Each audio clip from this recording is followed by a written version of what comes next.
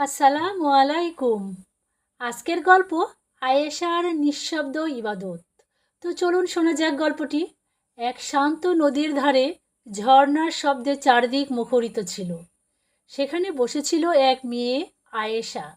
মাথায় হিজাব, চোখে একান্ত মনোযোগ, হাতে পবিত্র কোরআন। প্রজাপতিরা তার চারপাশে উড়ছিল, যেন তার ইবাদতের প্রশংসা করছিল। আয়েশা প্রতিদিন এই নিরিবিলি জায়গায় এসে কোরআন তেলাওয়াত করত। একদিন এক ছোট্ট মেয়ে এসে জিজ্ঞেস করলো, আপু, তুমি এত মনোযোগ দিয়ে কি পড়ো? আয়েশা মুচকি হেসে বলল, আমি আল্লাহর কথা পড়ি।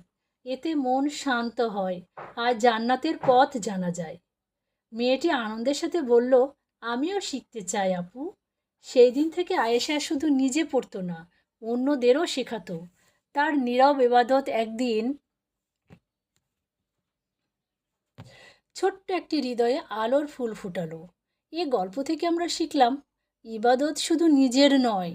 যখন তুমি অন্যকে আল্লাহর পথে ডাকো, তখন সেই পথ আরও বরকতপূর্ণ হয়ে ওঠে। তোমাদের মধ্যে শ্রেষ্ঠ সেই যে নিজে শিখে এবং অন্যকে শেখায়। সবশেষে বলি, লাইক, কমেন্ট এবং সাবস্ক্রাইব করতে ভুলবে না।